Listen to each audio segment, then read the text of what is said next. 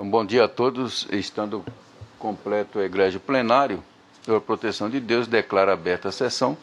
Cumprimento aos eminentes pares, doutos procurador regional eleitoral, eminentes advogados, servidores da casa. E já submeto à aprovação a ata número 8.080, da sessão do dia 1º de outubro de 2013. Se não houver manifestação para alguma retificação, declaro aprovada.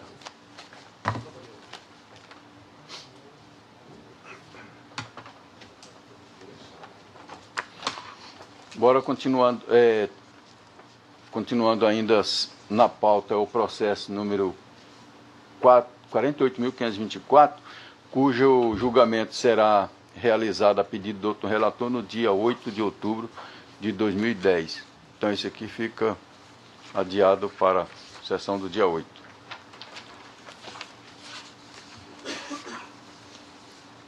Então, atendendo o pedido apenas de preferência, o 14 da pauta é o agravo regimental em ação cautelar incidental, efeito suspensivo referente ao processo 5165/2013, investigação judicial eleitoral de Várzea Grande, agravante o Wallace dos Santos Guimarães, agravado o Partido Democrático DEM de Várzea Grande, Dr. Francisco Alexandre Ferreira Mendes Neto, é o relator, com a palavra. Trata-se de agravo regimental aforado por Wallace dos Santos Guimarães e Wilton Coelho Pereira, nestes autos de ação cautelar que move em desfavor do Partido Democrata de Várzea Grande, pretendendo a reconsideração da liminar diferida das folhas 36 e 38, ou caso de manutenção da medida, que seja submetida a julgamento ou julgamento do presente recurso ao órgão colegiado na primeira sessão que se seguir.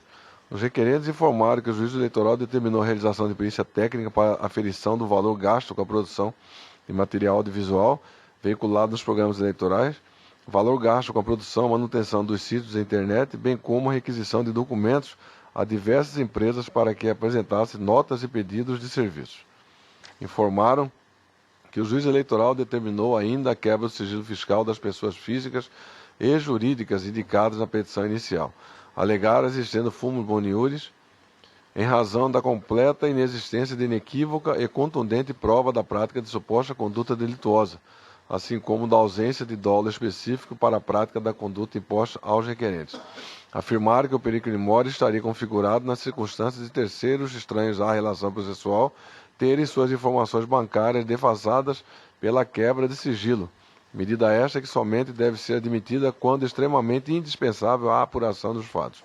Requerer a concessão de liminar, abrindo aspas, objetivando a não exibição desnecessária das contas correntes de pessoas de boa-fé que já vem sendo alvo de especulações por parte de veículos de comunicação que vem reproduzindo informações sigilosas, não obstante determinação expressa do juiz ACO a propósito do segredo da justiça do processo. Fecho aspas. A decisão liminar, ora combatida, negou a concessão da tutela cautelar, forte no argumento da inexistência do fundo boniúris do perigo de mora.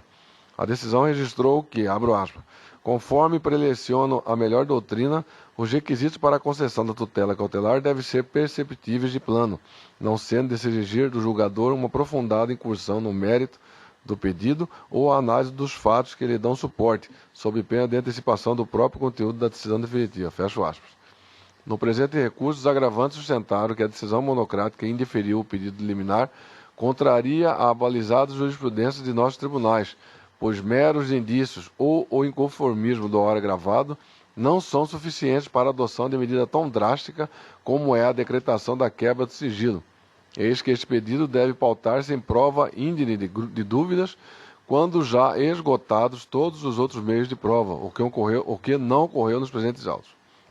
Sustentaram ainda que as pessoas físicas e jurídicas envolvidas não terão garantidos o contraditório e ampla defesa, por não comporem a lide principal, sendo terceiros estranhos ao processo que não poderão se manifestar e se opor à devassa que será realizada em suas contas correntes. Aduziram que a decisão ACO não apresentou os relevantes motivos que caracterizaram a necessidade da relativação do direito fundamental à privacidade das pessoas citadas na petição da ação de investigação judicial eleitoral. Ao final, requereram que este relator realizasse o juízo de retratação, concedendo a liminar pleiteada, ou não sendo este o entendimento, a remessa dos autos ao colegiado para julgamento. Alternativamente, requerer a concessão de liminar até o julgamento final dos recursos por eles interpostos, ante a flagrante decisão teratológica e nula, proferida pela instância de piso. Contra razões, a folha 75/122, é o relatório. Não aparecer, continua Vossa Excelência com a palavra. Primeiramente, convém registrar que, conforme o despacho proferido da folha 124, em juízo de retratação, este relator manteve a decisão agravada pelos seus próprios e jurídicos fundamentos. É imperioso ressaltar que o Partido Democratas ajuizou a ação de investigação judicial eleitoral contra o Wallace dos Santos Guimarães e o Wilton Coelho Pereira, eleitos prefeito e vice-prefeito pelo município de Várzea Grande, tendo o juízo ACO julgado extinto o processo com fulcro no artigo 269, inciso 4º do Código de Processo Civil, ao fundamento de ação ter sido ajuizada extemporaneamente.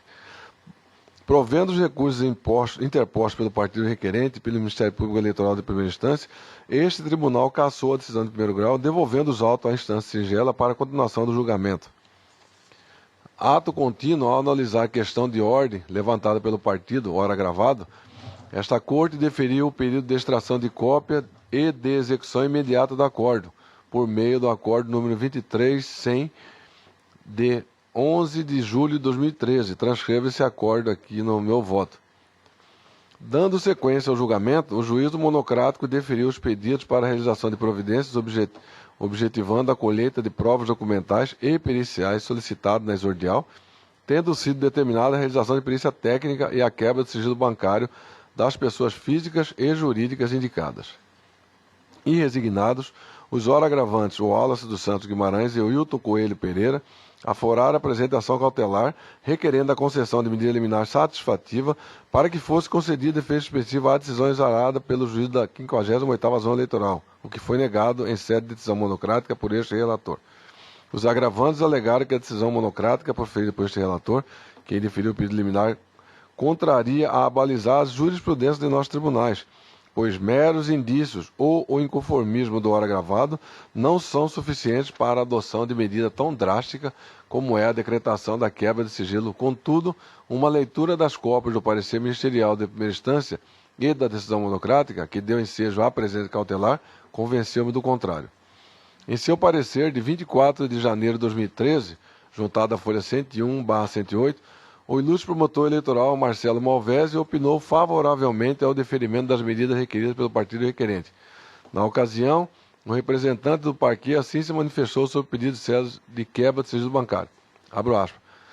Item 10. Por fim, pede o requerente, ainda cautelarmente, que este MM juízo determine a quebra de sigilo bancário de pessoas físicas e jurídicas que indica para identificar repasses ilícitos aos requeridos, medida cabível no presente caso, em que inclusive já foi preferida a decisão judicial, ainda que não transitada em julgado, reconhecendo a existência de tais repasses, pelo que o Ministério Público também manifesta de modo favorável ao deferimento desta diligência, que também é aceito tranquilamente pela jurisprudência.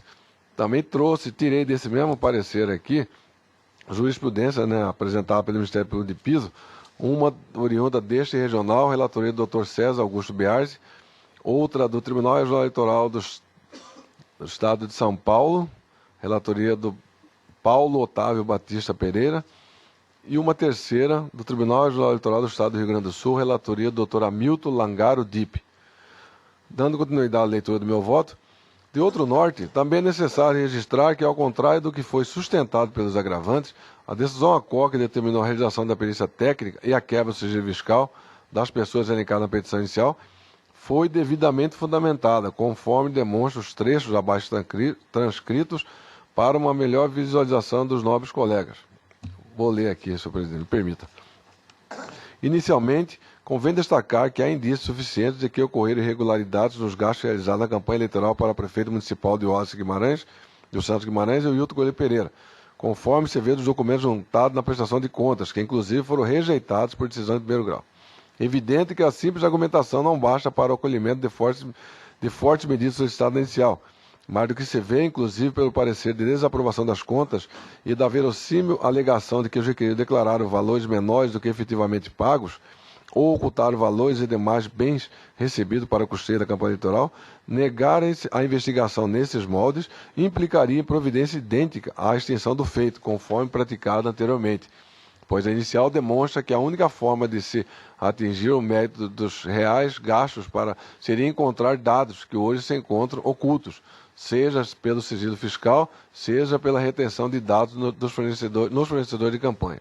Anote que o sigilo bancário é direito fundamental à privacidade do indivíduo, sendo uma expressão da inviolabilidade da intimidade garantida no artigo 5º, inciso 10 da Constituição Federal. Porém, essa garantia constitucional não é absoluta, exigindo apenas, em uma ponderação de valores, razoabilidade e proporcionalidade, a presença de elementos e evidências acerca dos fatos ilícitos alegados pelo recorrente, isto é, deve existir indício da ocorrência de repasses ilícitos aos requeridos e também subfaturamento dos gastos com possível utilização do Caixa 2. Ele traz aqui na decisão monocrática lá do juiz Acó alguns julgamentos que deu sentido à sua fundamentação. Vou poupar aos eminentes colegas aqui da leitura. Um do Tribunal Superior Eleitoral, relatoria do Dr. Marcelo Henrique Ribeiro. Outra aqui, um agravo regimental do STJ, relatoria do ministro Campos Marques, que é desembargador convocado. E uma terceira do Tribunal Regional Eleitoral do Estado de São Paulo. Também continuando a leitura do voto, desse salientar que a decisão em comento possui 13 laudas, sendo 4 destinadas ao relatório e 9 à fundamentação. Consoante a possível vislumbrar-se dos trechos da decisão monocrática acima citada, a mesma foi devidamente fundamentada, ao contrário do quanto arguido pelos agravantes, razão pela qual não observo motivos para suspendê-la. Observei que a decisão do juiz Acó, que decretou a quebra do sigilo bancário, baseou-se em 3 julgados, sendo 2 deste ano. De igual modo, o parecer do Ministério Público Eleitoral de primeira instância amparou-se em 3 julgados. A constatação acima demonstra que a decisão deste relator está em sintonia com a jurisprudência dominante, sufragando a alegação dos agravantes de que a decisão seria contrária à jurisprudência balizada. Observei também que a decisão do juiz Acó abordou a questão das pessoas físicas e jurídicas que tiveram seu sigilo bancário e fiscal quebrados, fazendo no seguinte tom, abro aspas, ressalte-se que as pessoas envolvidas em atividades relacionadas à campanha eleitoral, como é o caso das pessoas acima citadas, devem estar cientes de que poderiam ter sua movimentação bancária e fiscal examinada pela Justiça Eleitoral, dentro do devido processo legal, já que efetivamente participaram da campanha eleitoral e deve ser afastado do direito da inviolabilidade de suas contas para o bem do interesse público, notadamente quando se vê dos documentos já juntados no feito indício suficiente de irregularidades nos gastos, com reprovação de contas em primeiro grau, matéria eleitoral de interesse público. Fecho aspas. Os agravantes aduziram que a decisão Acó não apresentou os relevantes motivos que caracterizariam a necessidade da revitalização do direito fundamental à privacidade das pessoas citado na petição inicial da ação de investigação judicial eleitoral. Todavia, percebi o contrário ao visualizar as passagens abaixo. Abro aspas. Anote-se que o sigilo bancário é direito fundamental à privacidade do indivíduo, sendo que é uma expressão da inviolabilidade da intimidade garantida no artigo 5º, inciso 10 da Constituição Federal. Porém, essa garantia constitucional não é absoluta, exigindo apenas uma ponderação de valores, razoabilidade e proporcionalidade, a presença de elementos e evidências acerca dos fatos ilícitos alegados pelo requerente, isto é, deve existir indício de ocorrência de repasses ilícitos aos requeridos e também subfaturamento dos gastos com possível utilização de Caixa 2. Analisando o caso concreto, dando continuidade na leitura da decisão Acó. Analisando o caso concreto, vislumbra a existência de verossimilhança a permitir a investigação, sendo a medida de quebra sigilo bancário dos participantes da campanha perfeitamente admissível como alternativa para garantir a transparência das movimentações financeiras correlatas, exclusivamente para esta finalidade. Observa-se do pedido da quebra do sigilo bancário que os indivíduos apontados pelo requerente na peça inicial tiveram e têm relacionamento direto na eleição dos requeridos, bem como possuem relacionamento financeiro comprovado na prestação de contas, pois atuaram constituindo supostamente o núcleo financeiro da campanha. Fecho aspas. Nesse diapasão, não observei fundamento relevante para reformar a decisão da lavra deste relator, que indeferiu a liminar para outorga de efeito suspensivo à decisão proferida pelo juízo da 58ª Zona Eleitoral, a qual teve trechos transcritos no parágrafo anteriores. Não observei ainda motivos para atender ao pedido alternativo, consistente na concessão de liminar até o julgamento do recurso por eles interposto. Ademais, seria um grande contrassenso esta Corte, por meio do Acórdão 23.100, acolher a questão de ordem para determinar a estação de cópia integral dos autos e sua remessa ao juiz da 50ª Zona Eleitoral, com a determinação de imediato processamento do feito, e agora suspender as medidas adotadas pelo juiz ACO para o julgamento do processo. Concluindo, determina que os presentes autos tramitem em segredo de justiça, tal qual efetuado pelo juiz ACO nos autos principais, e ante o exposto, nega o provimento ao recurso para manter o indeferimento da liminar requerida nesta cautelar. Como voto, presidente? Obrigado. Vamos ao voto do doutor José Luiz Brazac. Nobres pares, senhor Procurador Regional Eleitoral, nobres servidores, nobres advogados presentes. Recebi os memoriais do presente caso e, examinando a matéria com cuidado, uma vez que quebra de sigilo bancário é um instituto que requer, de fato, um posicionamento já para demais casos que, porventura, venham à corte. Por isso, eu tive o cuidado de olhar a jurisprudência do TSE, a nossa jurisprudência, e verificar o delineamento para esta medida, que ela é considerada uma das medidas drásticas dentro do processo eleitoral. E também tive o cuidado de olhar agora, antes de iniciar o julgamento, os autos do processo, onde consta a decisão inicial do juiz, que deferiu a quebra do sigilo, e aí então a sequência com a chegada do recurso. E eu tenho que, em que pese o brilhante voto do doutor Francisco, eu divirjo dessa posição, uma vez que o TSE, na sua jurisprudência tocante à matéria, ele exige ou determina a exigência de um cuidado a maior tocante à quebra de sigilo, porque ela estaria enquadrada na garantia constitucional da intimidade. E cito aqui, então, para embasar o meu voto, o recurso em mandado de segurança, número 583, da Paraíba, relator ministro Marcelo Ribeiro, que assim ficou emendado: o recurso em mandado de segurança, quebra de sigilo bancário, terceiro, representação, captação de sufrágio, fundamentação, necessidade. A garantia constitucional da intimidade não tem caráter absoluto. No entanto, a quebra de sigilo há que ser devidamente fundamentada sob pena de desvirtuar-se a destinação dessa medida excepcional, resultando em grave violação a um direito fundamental do cidadão.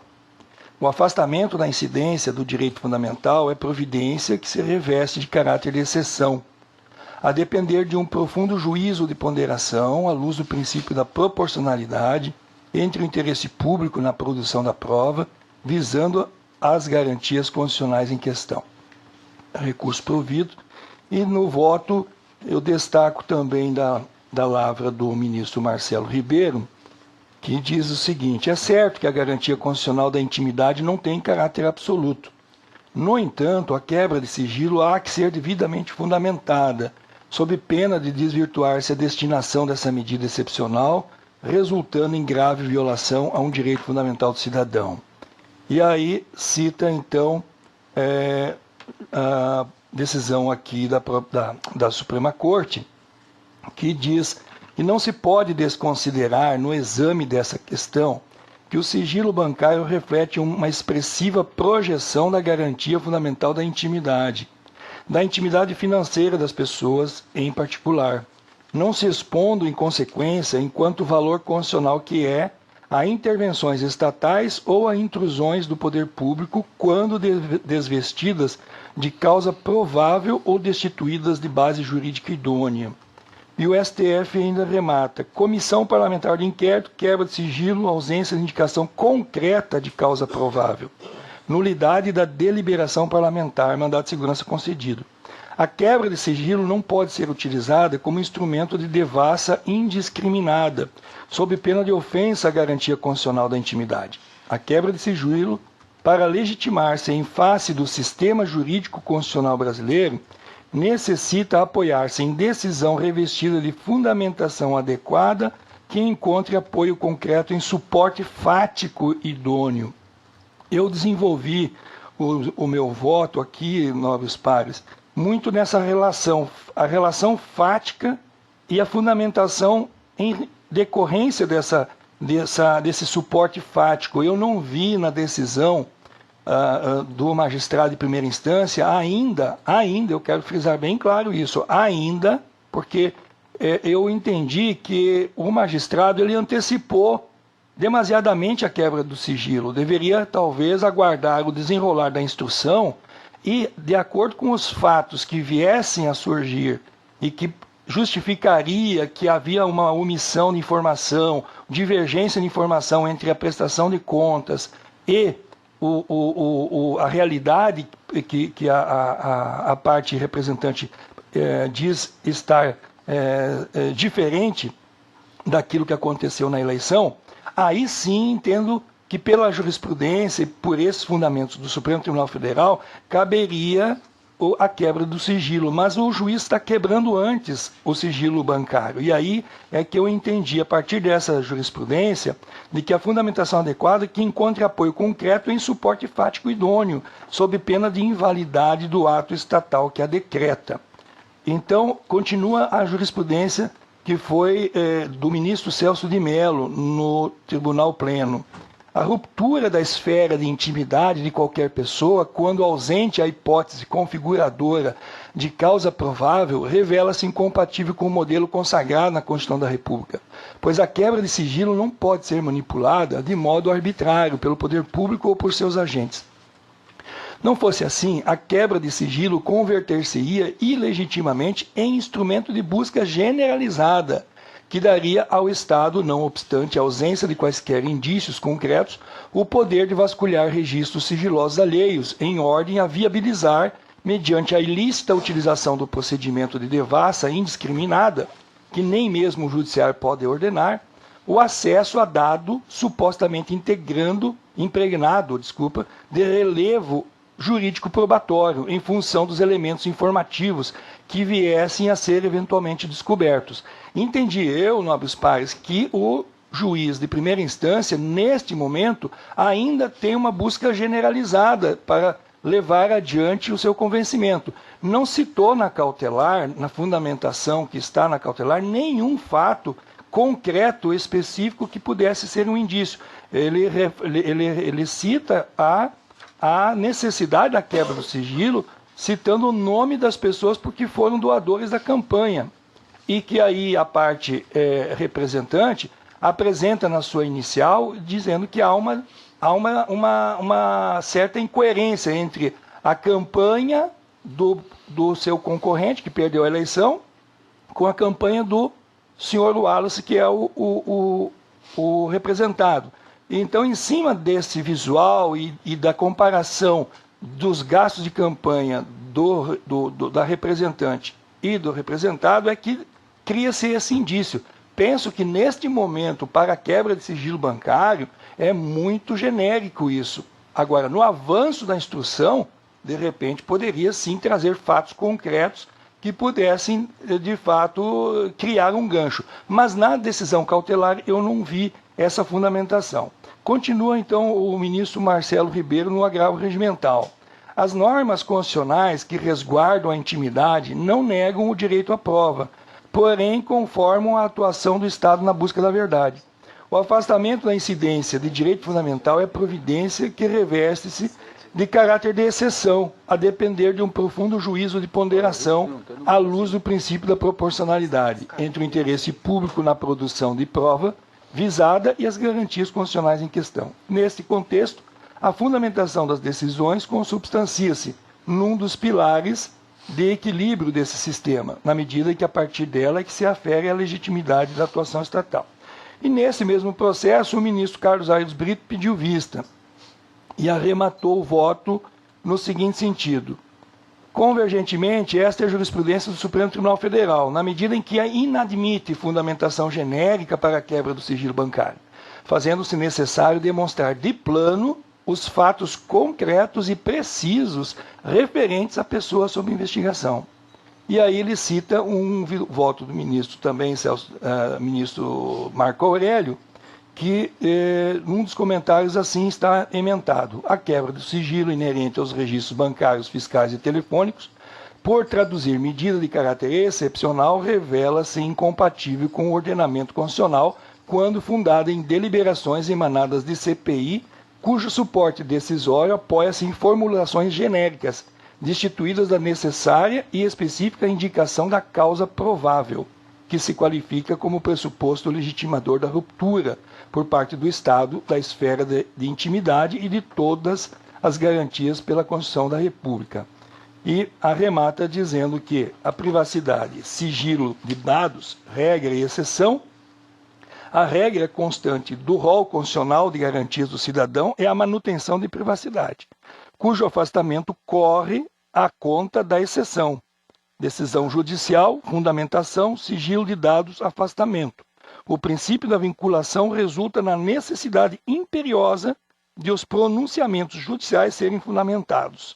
Então, com essas considerações, nobres pares, senhor presidente, eu entendi que neste momento em que o processo se encontra na primeira instância, não é o momento de se autorizar a quebra do sigilo. Agora, no decorrer da instrução, se tiver fatos concretos em que possa, de fato, trazer a dúvida ao magistrado de que houve aí uma fraude, alguma coisa nesse sentido, aí o juiz poderia, sem dúvida alguma, fazer essa quebra de sigilo. Mas, nesse momento, eu penso que não. E aí, só para questão de coerência de pensamento, quando autorizamos a volta do processo à instância de piso, autorizamos a volta para o processamento todo inicial. Então, não seria nada incoerente da nossa parte dizer que deve-se preservar a intimidade, o sigilo bancário, uma vez que nós não votamos aqui no sentido de analisar o mérito. Nós votamos aqui para voltar o processo à instância de piso, porque a juíza decidiu lá pela extinção do processo em julgamento de mérito. Então, nós acolhemos uma questão de ordem e devolvemos o processo à primeira instância para começar do zero. Então, não vejo nenhuma incoerência o fato de nós analisarmos aqui a questão de quebra ou não do sigilo bancário. Então, com essas considerações, eu pedindo vênia ao brilhante voto que o doutor Francisco trouxe, mas o meu entendimento é no sentido de que, nesse momento, me pareceu muito mais fundamentações genéricas do que fundamentações específicas com força possível da quebra do sigilo bancário. E volto a frisar, neste momento, no decorrer da instrução, poderia, evidentemente, surgir alguma causa mais concreta e que aí estaria, sim, revestida da constitucionalidade. É como voto, senhor presidente.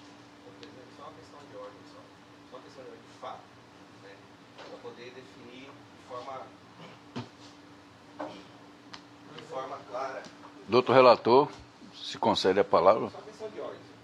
Eu acho que na ação cautelar não tem a sustentação lá, então eu entendo que não deve. Só uma observação no voto divergente, que as pessoas que foram decretadas sigilo, são pessoas que foram coordenadores financeiros da campanha, coordenador da campanha e donos de empresas que fizeram grandes doações para a campanha. Então isso é evidenciado no processo. Só isso. Obrigado. Eu entendi isso, que de fato são as pessoas ligadas à campanha e que estão na prestação de contas. Né? Com voto, doutor Samuel. Mais membros, advogados, também recebi os memoriais e confesso que procurei estudá-los. Eu sabia que sei que essa é uma questão bastante acirrada. Eu recebi memoriais tanto da parte do agravante como do agravado. E Várzea Grande realmente tornou-se um problema para esse Estado, tornou-se um problema para a administração pública. Tá certo. É uma cidade que teve 4 prefeitos e uma legislação. 4. Murilo Domingos, Tião da Zaelli. Não conheço nenhum deles, só o Murilo que eu conhecia. Tião da Zaelli, parece que o tal de Madureira, que foi lá. E depois Maninho de Barros. Então, parece que a situação do município é, vamos dizer assim, um colapso total. E esse prefeito que está lá está há quase um ano nesse cargo. A cidade, não sei se está reagindo ou se deixa de estar, mas uma medida nesse sentido, expondo essa quebra de sigilo, realmente o voto do Dr. Bravlac é bastante coerente. O voto do Dr. Francisco também traz entendimentos diversos que autorizam essa quebra de sigilo, mas a jurisprudência ela é bastante controvertida nesse sentido. Uns entendem que sim, outros entendem que não. Eu tenho diversos processos de recuperação judicial onde existe esse pedido de quebra de sigilo. Eu tenho estudado isso bastante, porque clientes meus em processo de recuperação passam por essa situação. E eu já nesses processos verifiquei o seguinte: para que se defira uma situação desta, a gente tem que ver que existem diversos pressupostos, requisitos indispensáveis. Por exemplo, indispensabilidade de dados constantes da instituição financeira para a qual se quer a quebra do sigilo, qual o banco, onde que foi, como é que vai, quanto foi dado, a existência de fundados elementos de suspeita dessa situação. E, segundo o Dr. Bravlac, a fundamentação que deferiu essa medida, ela é bastante frágil ainda nessa faixa. Ele não tem um argumento, porque parece que já existem outras provas, segundo os memoriais que eu recebi. Essas doações já foram apresentadas na conta do candidato e ainda estão passíveis de recurso ou de julgamento por esse, mas constam que as doações, não fala quais são os valores, se as doações extrapolaram o limite, se foram doados em valores maiores do que aqueles que eles dispunham para fazer essas doações, conforme a lei eleitoral determina. Existe também a obrigatoriedade da manutenção do sigilo em relação às pessoas estranhas aos procedimentos investigatórios. Existe ainda pressuposto da utilização de dados obtidos somente para a investigação que lhe deu causa. Então, se existir outros meios de provas, tais como motivo de testemunha, não há necessidade da quebra do sigilo, porque vai colocar, vamos dizer assim, uma devassa sobre os bens de pessoas que realmente não participam do processo da AIS, ou do processo principal de compra de voto ou obtenção de votos por meios fraudulentos. Mas o que mais me chamou a atenção é os artigos, o artigo 5º, inciso 10º e 12º, onde realmente eu anotei aqui a inviolabilidade da intimidade, da vida privada, da honra e da imagem das pessoas. E também pelo inciso 12º, onde se diz que é inviolável o sigilo de correspondência, comunicação, etc. e tal. E, em último caso, por ordem judicial, nas hipóteses e na forma que a lei estabelecer. Mas o Dr. Bravlac nos trouxe aí decisões do ministro Marcelo Ribeiro e de outros a respeito dessa matéria, onde realmente há necessidade da fundamentação. E eu peguei também uma decisão do ministro, então, Caputo Bastos, num acordo 3.346, onde ele diz o seguinte: deferida a quebra de sigilo fiscal, sem a convincente fundamentação da decisão, a indicar expressamente os motivos e circunstâncias, é correta a decisão do regional que determina a sustação dessa providência. Então ele entende que se a fundamentação ela é carente, o regional tem sim o direito de determinar a sustação dessa situação. Então nós não temos aqui o valor dos repasses, nós não temos se ele foi, vamos dizer assim, absurdo, se foi além das possibilidades dos doadores. Os doadores já declararam isso nas suas contas, que poderiam perfeitamente ser analisadas pelo juízo de piso e por esse tribunal. E eu entendo sim que realmente é um pouco prematuro essa situação. Mas eu acho que não está na hora de se abrir. Vamos instruir o processo, vamos dar tempo ao tempo. Outras provas podem ser produzidas que evitem essa quebra de pessoas que nem participam do processo, onde estão envolvidos apenas os vereadores, o prefeito eleito e aqueles que perderam as eleições. E além do mais,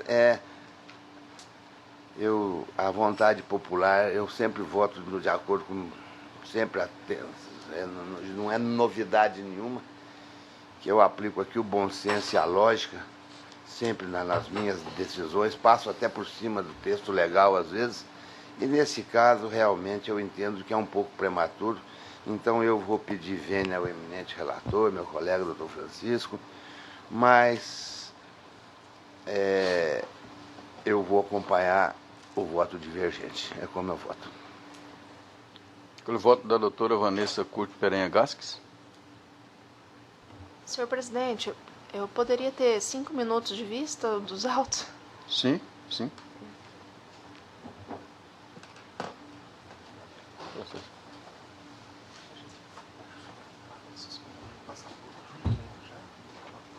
Não.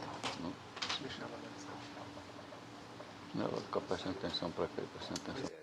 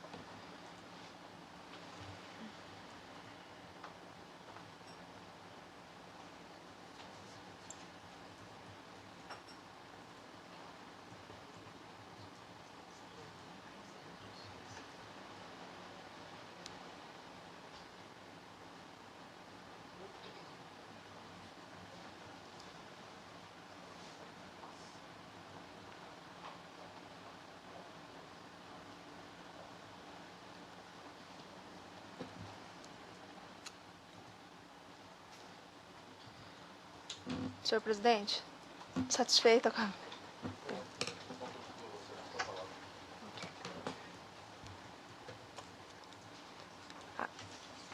Aguarda o retorno dos demais membros?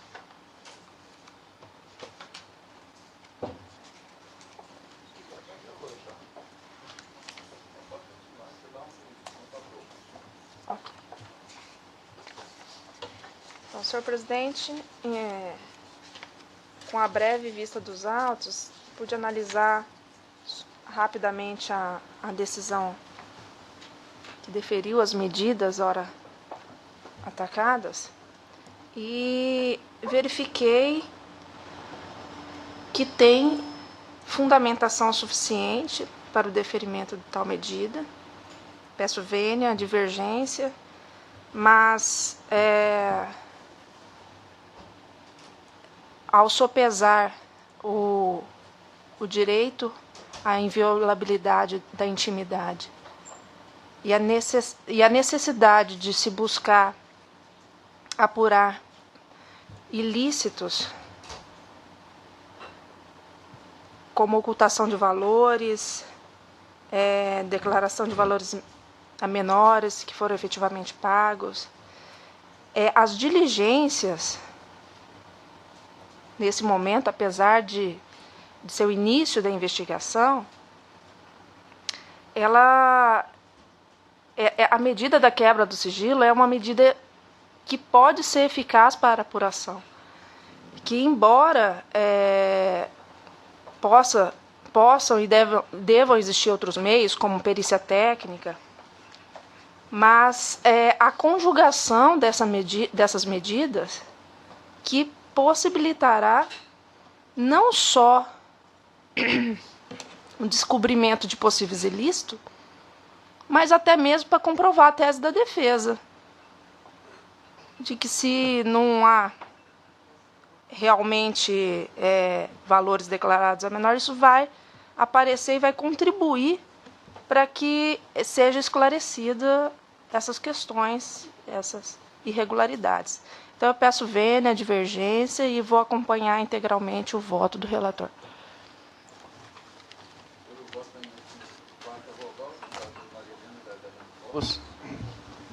Obrigado, senhor presidente, eminentes pares. Eu ouvi atentamente os votos precedentes e gostaria de fazer uma ressalva. A quebra do sigilo está elencado entre aquelas garantias fundamentais que nós podemos chamá-las da cláusula pétrea, né? Garantias fundamentais do cidadão. É possível, ainda mais na persecução do esclarecimento de ilícitos. No entanto, é uma medida extrema. É uma medida extrema que precisa ser adotada na dosagem certa e no momento certo, a meu ver, sob pena de violarmos uma das garantias fundamentais do cidadão, que é a garantia à intimidade. Ainda mais quando se trata de quebrar sigilo de terceiros que sequer fazem parte da angularização processual. Nesse contexto, eu observei aqui na jurisprudência dominante que há uma ementa assim redigida. Não há como deferir quebra de sigilo bancário de terceiro estranho ali, de uma vez que a medida que afronta o direito à intimidade, bem como o princípio de individualidade do sigilo de dados previsto constitucionalmente. Então, eu quero apenas dizer, senhor presidente, eminentes pares, que não sou fechada a esta tese quando o assunto e a medida requerer tal extremidade de postura. No entanto, neste momento, em sede de cautelar, envolvendo terceiros estranhos à lide, eu acho absolutamente prematuro. Razão pela qual eu vou pedir todas as vênias ao eminente relator, aqueles que o acompanharam, e vou acompanhar a divergência inaugurada pelo Dr. Blazak. Como voto eminente quinto vogal, o Dr. Gil Pérez Fernando da Silva. Senhor presidente, demais membros desta corte, também ao receber os memoriais confesso que me debrucei nessa matéria, analisei e faço até referência aqui na vara onde sou titular, há vários pedidos de quebra de sigilo em busca de alimentos. E, fazendo aqui uso das palavras da desembargadora Maria Helena, é uma medida muito extrema, né? Então, eu tenho me pautado na busca de outros meios. E eu estou convencido assim, de que neste processo ainda é possível, né, buscar, né, fazer a instrução, tentar formar. E mais, no andar, durante a instrução do processo, se for necessário, aí sim buscar esta quebra do sigilo. Porque envolve terceiras pessoas. Se fosse só e somente só as pessoas ali ligadas, eu não teria dúvida. Mas aqui está se quebrando o sigilo de várias pessoas.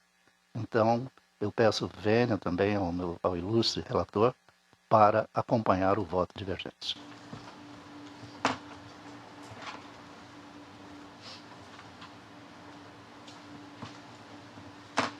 Então, proclamo o resultado. O tribunal, por maioria, deu provimento ao agravo regimental nos votos do eminente primeiro vogal, vencido o relator que negou o provimento. E a terceira vogal.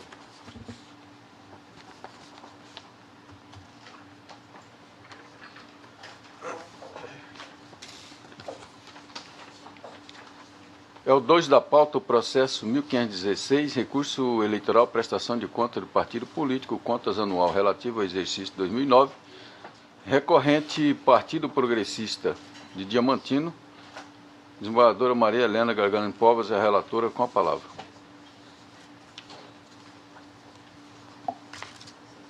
Obrigado, senhor presidente.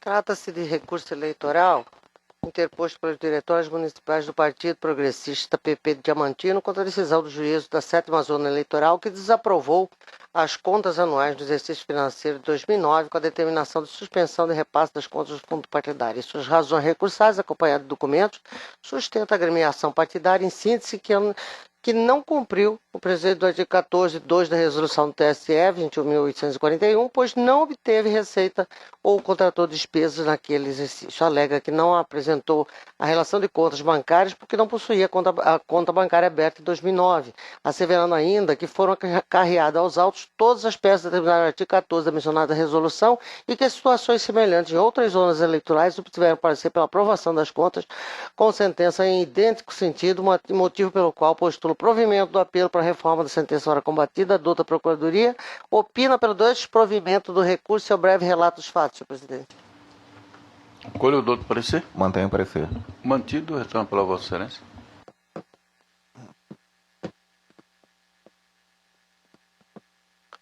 Levanto aqui, senhor presidente, apenas a título de esclarecimento, uma questão de ordem.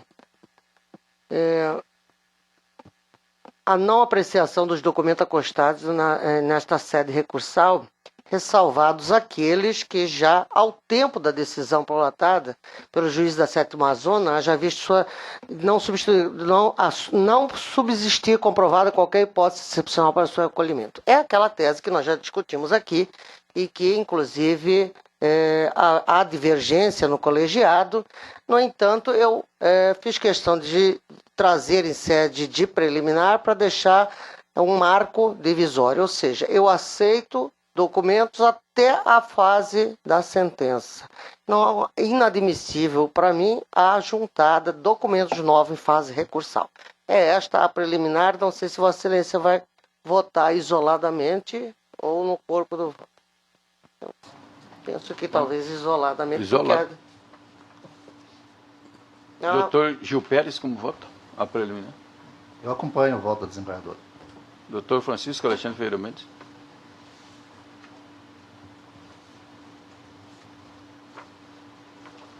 Na verdade, senhor presidente, eu entendo como possível, ajuntada, né? É isso, né? É. Então, por isso que eu divirjo da eminente relatora, senhor presidente. Doutor José Luiz Blazak.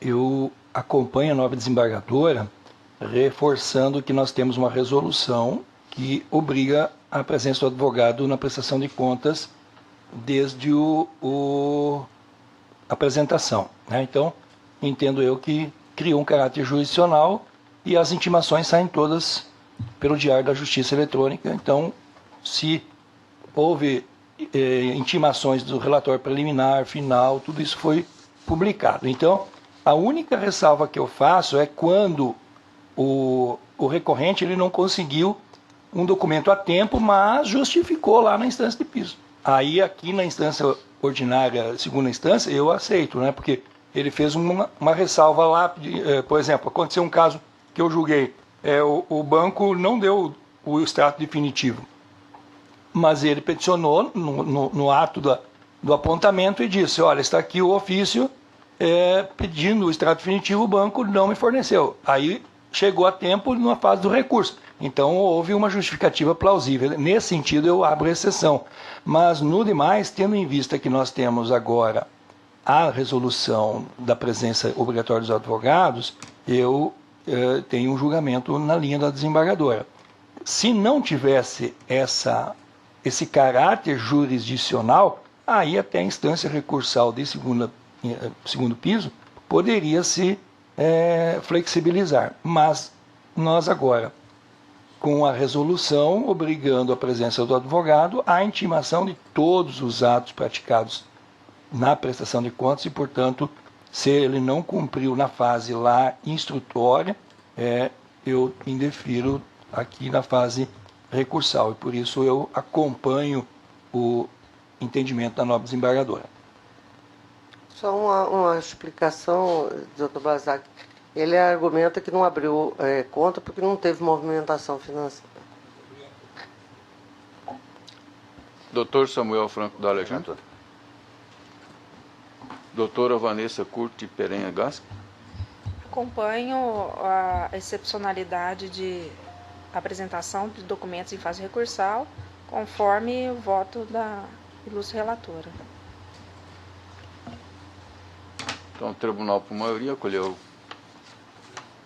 a questão de ordem de ofício suscitada pela doutora relatora, resolvendo o apelo à não apreciação dos documentos apostados em sede recursal. Se todos me permitirem, o caso já é bastante conhecido desta corte, prestação de contas de partido político, a irregularidade já foi apontada aqui em sede de preliminar, e eu estou por coerência ao decidido em julgados anteriores e também em dissonância com o parecer, dando provimento parcial ao recurso do Partido Progressista Diamantino para reformar a sentença recorrida, aprovando com ressalva suas contas relativas ao exercício de 2009, nos termos do artigo 24.2 da resolução do TSE. É assim que eu estou votando, senhor presidente, resumidamente. Doutor Gil Pérez. Com a relatora, excelência. Doutor Francisco Alexandre. De acordo, presidente. Doutor José Luiz Blazak. De acordo. Doutor Samuel Franco. Também de acordo com a desembargadora. Doutora Vanessa Curti Perenha Gasques. Eu vou acompanhar as razões do parecer ministerial. Então, nega provimento. Então, no mérito, o tribunal, por maioria, deu parcial provimento ao recurso para aprovar, com ressalva, as contas anuais do partido recorrente, nos termos do voto da doutora relatora, em dissonância com parecer. Vencida a eminente quinta vogal que negou provimento.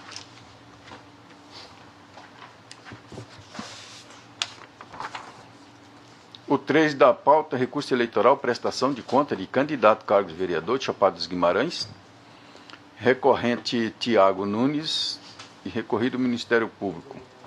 Embaixadora Maria Helena, relatora, com a palavra. Recurso eleitoral interposto por Tiago Nunes contra a sentença do juiz da 34ª Zona Eleitoral que desaprovou suas contas relativas à eleição de 2012, ocasião em que concorreu ao cargo de vereador Chapados de Guimarães. Sua razão recursais suscita o recorrente preliminar ocorrência de nulidade de sentença por violação devido ao processo legal, já visto não ter sido informado acerca das inconsistências encontradas apenas por ocasião do relatório final ao exame. Quanto ao mérito, a DUSC apresentou todos os documentos solicitados, regularizando inconsistências apontadas no relatório preliminar. Ao final, requer provimento do apelo para anular a sentença em razão do cerceamento do direito de defesa ou, alternativamente, sua reforma com fim de aprovação das contas, o argumento de que erros meramente formais não são suscetíveis de desaprovação. Parecer da douta Procuradoria suscita a preliminar de intempestividade do apelo para, no mérito, propor sua desprovimento, mantendo a sentença do juiz Acordo. É o relato. Colho do outro parecer. Mantenho o parecer. Mantido o parecer. Eu vou apreciar inicialmente a preliminar arguída. Recurso não merece ser conhecido, face à sua intempestividade, conforme bem apontado pelo parquê. Decisão recorrida foi publicada em 23 de setembro de 2013, uma terça-feira, consoante documento de folhas, tendo o presente recurso sido protocolizado apenas no dia 29 de setembro de 2013, segunda-feira. Como se sabe da decisão dos juízes eleitorais que julgaram as contas dos candidatos e dos comitês financeiros, caberá recurso para o Tribunal Regional Eleitoral no prazo de 3 dias, a contar da publicação no Diário de Justiça Eletrônico, a teor do que dispõe o artigo 30, eu cito toda a fonte. Eu estou acolhendo a preliminar, senhor presidente, e votando pelo não conhecimento do apelo. Consulta aos eminentes pares quanto a esse preliminar, algum voto divergente? Se bem entendido. Então, o tribunal, à unanimidade, acolheu a preliminar de não conhecimento por intempestivo, nos termos do voto da douta relatora, em consonância com o parecer ministerial.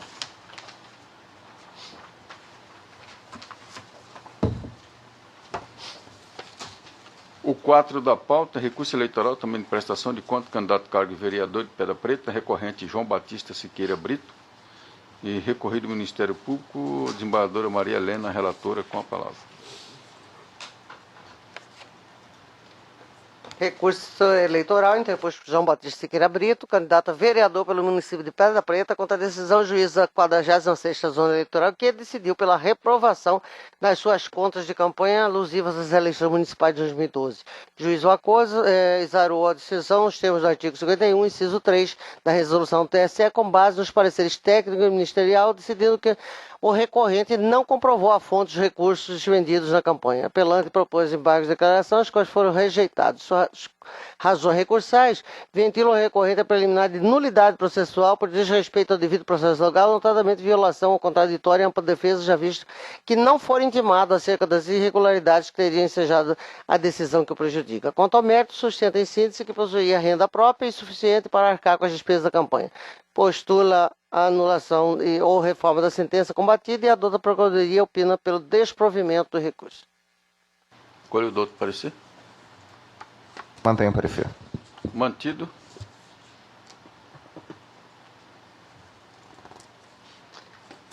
A juntada de documento também eu trago a mesma questão aventada no processo anterior, que é a juntada de documento em sede recursal, com o desfecho de que suscita a presente questão prejudicial de ofício e resolvo pela não consideração dos documentos juntados no recurso para efeito do seu julgamento posterior. Já há aqui a conhecida divergência do doutor Francisco e a doutora Vanessa, né? Então eu consulto Vossa Excelência se posso avançar o mérito. Continuar, fica já registrado a mesma... Isso, aí há uma segunda proclamação do preliminar resultado.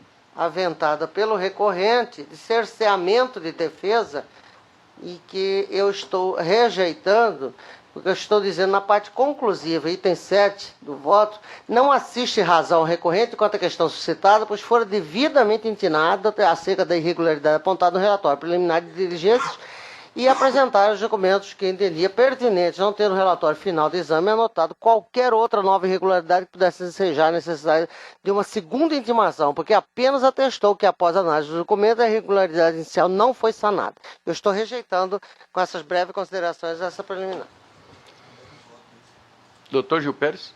Com a relatora, Excelência. Doutor Francisco Alexandre. Quanto a...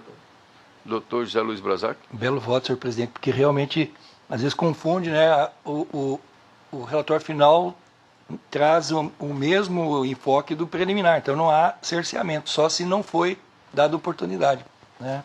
Acompanho, sem dúvida alguma. Doutor Samuel? Doutora Vanessa? Com a relatora. Então, rejeitada a unanimidade.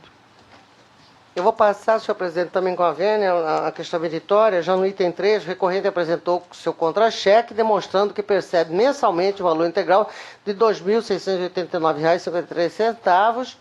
No entanto, da análise do mencionado documento, excluídos os descontos, conclui-se que a renda mensal líquida do recorrente é de R$ 1.637,88, levando em consideração que a legislação eleitoral permite a contratação de apenas entre julho e outubro, infere-se que o recorrente teria gasto mensalmente em sua campanha, em média, R$ 1.040. Assim, é forçoso reconhecer que seria inviável o recorrente suportar as despesas contratadas com recursos próprios, advindos de sua única fonte de renda, sem comprometer a sua própria subsistência, carecendo de demonstrar a origem da totalidade dos recursos próprios. Eu vou pedir ver a Vossa Excelências, eu estou chegando à conclusão, em consonância com o parecer ministerial, desprovendo o recurso deposto, mantendo a decisão a pela desaprovação das contas de João Batista Siqueira Brito.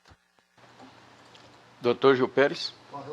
Doutor Francisco Alexandre? De acordo, presidente. Doutor Zé Luiz Brazar? Senhor presidente, nobre relator, eu tenho uma dificuldade nessa matéria, porque, se eu não me engano, e aí eu peço, se o senhor lembra, esse cálculo, eu tenho visto que às vezes ele vem sob a ótica do valor integral do mês.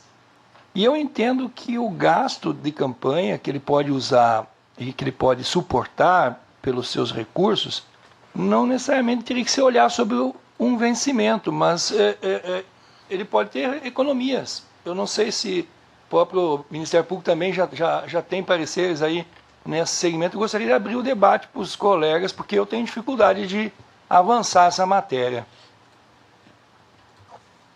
Bem, antes de passar a palavra ao nobre representante, eu só queria fazer um esclarecimento. Nós não temos condições de fazer ilações empíricas. Nós temos que julgar e nos ater ao que está nos autos. Ele diz, eu fiz com recurso próprio. Isso. Você vai lá buscar, ele ganha 2.000 e poucos por mês. Você deduz os descontos necessários. O que ficou, agora, nós enquanto relator, enquanto julgador, não me cabe ficar fazendo ilações se ele tinha outra fonte de renda. Mas o inverso também é correto, a ilação de dizer que ele pagou só com um mês de despesa. Só com um mês de receita, entendeu? Não é só com um mês de receita. É que com os gastos que ele apresenta, ele conclui-se que a renda mensal dele seria 1.600 e o gasto mensal 1.040. O que nos permite um raciocínio de que o que sobrou seria ilógico. É um gasto mensal da campanha, né? Você, entendi. Eu pensei que ele fosse um gasto só. Mas, de toda forma, eu ainda fico com essa matéria no seguinte sentido, que esse parâmetro, eu não sei se a gente, até para outros casos, vamos aproveitar a ocasião, se não deveria se considerar que ele pode ter as economias dele, mas aí ele teria que ter demonstrado, né? Perfeito, tá certo, matamos. Eu vou pedir para levantar esse ponto. Tem casos em que o Ministério Público se manifestou, mas é porque ele comprovou nos autos. Perfeito. Não foi uma ilação. Ele trouxe aos autos a comprovação de que ele tinha vendido um trator, por exemplo, o caso que eu me lembro mais especificamente, por R$95 mil. E naquele caso, acho que dos 95 ele gastou uns R$15 mil. Entendi. Então, em situações excepcionais como essa, eu até concordo. Mas o Ministério o juiz, ele não pode inverter a situação porque é uma prestação de contas. Quem está prestando contas é que tem que trazer os documentos, e não o juiz imaginar que se não tenha, talvez. Então, nesses pontos aí, o Ministério Público tem votado pela desaprovação. Refiz o meu pensamento aqui. É bom o debate, né? Então, acompanha a relatora? Sim. Doutor Samuel? Doutora Vanessa? Com a relatora. Então, proclama o resultado. O tribunal, por maioria, acolheu a questão prejudicial de ofício suscitada pela doutora relatora, resolvendo pela não apreciação de documentos acostados em sede de recursal. Por unanimidade, rejeitou a preliminar de cerceamento de defesa e, no mérito, também a unanimidade negou o provimento ao recurso, nos termos do voto da doutora relatora e em consonância com o parecer.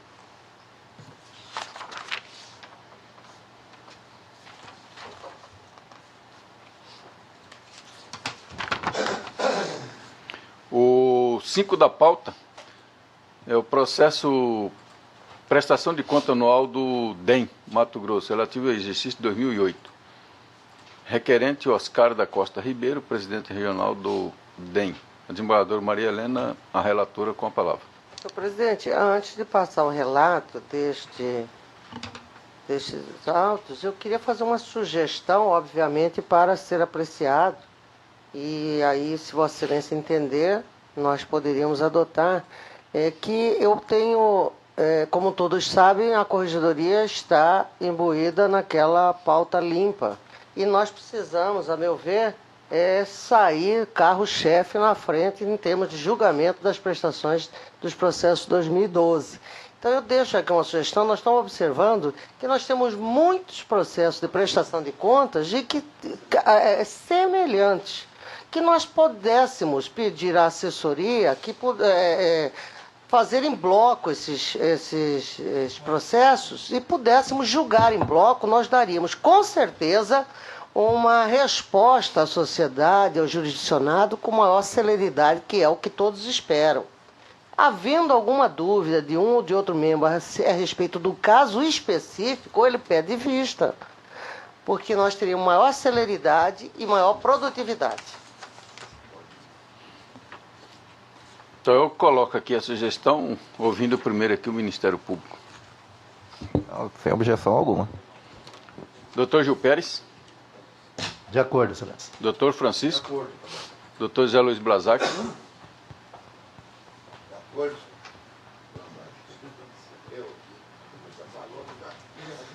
Doutora Vanessa. Doutora Vanessa. De acordo. Então, quanto à questão de ordem proposta pela eminente corregedora, acolhida a unanimidade de que sejam julgados os processos de prestação de conta em bloco. Havendo dúvida, poderá o membro pedir vistas.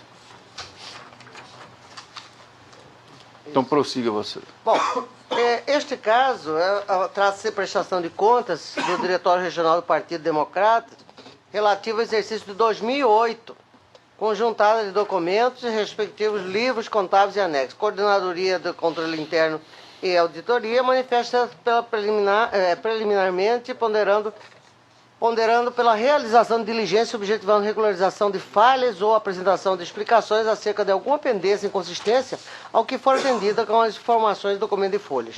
Posterior à manifestação daquela unidade técnica em que opina pela desaprovação das contas por entender persistirem diversas irregularidades são não sanadas ou insuficientemente esclarecidas. Intimada a agremiação partidária, pleiteia dilação do prazo por 15 dias, acolhida parcialmente pelo então relator do feito, que concedeu o prazo previsto na legislação, ou seja, 72 horas. Novas explicações e outros documentos juntados, de que resultou o relatório da CCIA, de folhas que integram aquela unidade, é o posicionamento precedente pela desaprovação das contas do recolhimento ao erário dos valores oriundos do fundo partidário, cujos gastos tenham sido considerados irregulares ou não prestados de forma devida. Parecer da dona da Procuradoria também pela desaprovação das contas com restituição ao erário dos valores gastos de forma irregular, além de suspensão de novas cotas do fundo partidário. Face à indicação pelo parquê de novas inconsistências sobre as quais ainda não se manifestaram o partido político, fora ele novamente intimado a fim de que pudesse exercer de forma ampla seu direito de defesa no prazo improrrogável de 72 horas. O Diretório Regional junta novo pedido de dilação de prazo, apresentado em seguida o esclarecimento, documentos de folha e signatura do relatório derradeiro do CCIA, que subsiste a recomendação pela desaprovação das contas. A ilustrada Procuradoria Eleitoral apresenta parecer pela desaprovação das contas com restituição ao fundo partidário dos valores aplicados de forma irregular, além da suspensão de novos repasses de cotas por prazo razoável proporcional às irregularidades apontadas. Eu suscito o relato dos fatos, senhor presidente. Qual é o outro parecer? Esse é mais um daqueles casos em que o partido, dentre outras despesas irregulares, fez um evento com a contratação de um buffet, um evento para 150 pessoas, pelo custo de R$ 2.900. Já houve um caso semelhante aqui, que era de relatoria do excelentíssimo Dr. Sebastião, e com todas as vênias, naquele momento, apesar de geralmente o Dr. Sebastião ter excelentes votos, mas naquele momento ele entendeu que o partido tinha recursos suficientes para fazer frente àquela despesa e que, por esse motivo, devia se entender que, de alguma forma, ele pagou aquilo ali sem usar os recursos do fundo partidário. E eu digo isso para fazer um gancho com o processo que acabou de ser julgado, que em prestação de contas não se faz esse raciocínio inverso, de que ele deve ter dinheiro, então supõe-se que ele pagou corretamente. O que ocorre na prestação de contas é o contrário. Quem está prestando a contas é que tem que provar que gastou certo. Então, por esse motivo, eu insisto bastante nessa devolução ao erário, dentre outras despesas, mas especificamente essa de R$ 2.900 de contratação de buffet. Se o partido não comprovou que o pagamento dessa despesa foi feita com outra fonte, ele tem sim que devolver. Não se deve presumir que o dinheiro recebe muitas doações e dessas doações talvez tenha saído o dinheiro para pagar buffet. De resto, mantenho o parecer. Mantido o parecer, então, para vocês. Eu quero, só na esteira das explicações do representante do Ministério Público, dizer que realmente as verbas destinadas ao fundo partidário, ela tem destinação legal, ela não pode ser usada, como no pretérito já foi usada, para fazer face a despesas de homenagem póstuma a membros da agremiação partidária. Nós já sabemos que esse assunto já foi ventilado aqui na Corte. Ela tem destinação específica e é preciso ser obedecido isso.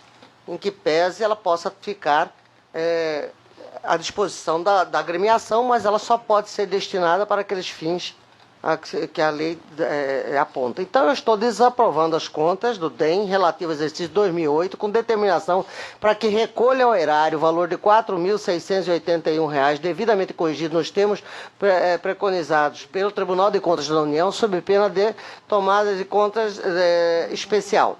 Sopesada as circunstâncias pesadas da alhures e em confronto com a penalidade que se impõe por observância do que dispõe o artigo 37, parágrafo 3º da Lei 9.096, por aplicação dos princípios da razoabilidade e da proporcionalidade, determina a suspensão do repasse de novas cotas do fundo partidário do Diretório Regional do DEM por 3 meses. Por consequência, determina seja notificado o Diretório Nacional do DEM para que, durante 3 meses, deixe de repassar ao Diretório Regional do Partido de Mato Grosso novas cotas do fundo partidário, bem ainda seja o egrégio Tribunal Superior Eleitoral informado dessa decisão nos termos do inciso 3 do artigo 29 da citada resolução do TSE. Por derradeiro, determino que o Diretório Regional do DEM Mato Grosso, no prazo de 60 dias a contar do trânsito em julgado desta decisão, providencie o recolhimento integral ao erário da quantia de R$ 4.681, devidamente corrigido. Decorrido o tempo suficiente ao cumprimento desta decisão, espécie ofício ao Diretório Nacional e Regional do DEM para que, no prazo de 30 dias, comprove real suspensão das cotas, bem como o recolhimento ao erário da quantia determinada. Após esse prazo, caso constatada a ausência de recolhimento, deverá a Secretaria Judiciária deste Tribunal promover as anotações devidas, bem ainda a comunicação à Procuradoria da Fazenda Nacional para efeito de cobrança por meio do Executivo Fiscal nos termos de resolução do TSE. É como voto, senhor. Doutor Gil Pérez. Com a relatora, desembargador. Doutor Francisco Alexandre. Acordo. Doutor José Luiz Blazac. De acordo. Doutor Samuel. Com a relatora. Doutor Vanessa. Com a relatora. Então, proclama o resultado. O tribunal, por unanimidade, desproveu as contas do Partido Democrata DEM de Mato Grosso, relativo ao exercício de 2008, nos termos do voto e das determinações da douta relatora, em consonância com o parecer ministerial.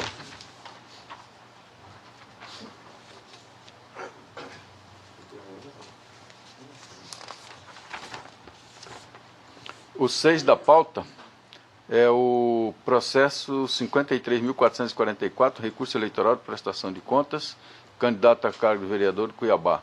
Recorrente Thaís Dalbarco Moura, recorrido ao Ministério Público.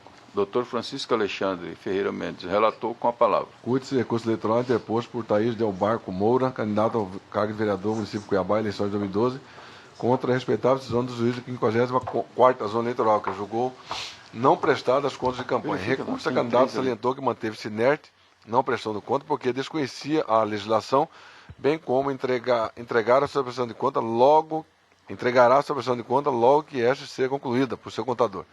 Em contrazão, o Ministério Público Eleitoral de primeira instância opinou pelo desprovimento do recurso.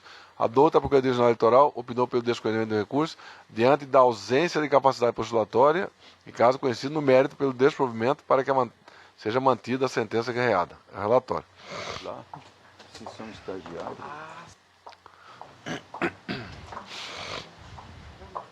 Não.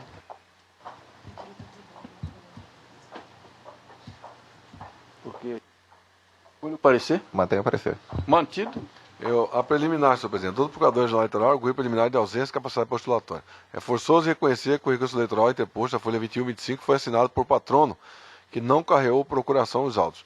O juiz ao qual ordenou a intimação da candidata para juntar instrumento procuratório via diário de justiça eletrônico, entretanto, a mesma quedou-se inerte. Em caso de ausência de procuração, a jurisprudência tem se posicionado pelo não conhecimento do recurso, conforme se pode vislumbrar do julgado que eu trago no meu voto. E diante disso, senhor presidente, a carta preliminar de falta de capacidade postulatória para não conhecer o presente recurso. É a preliminar.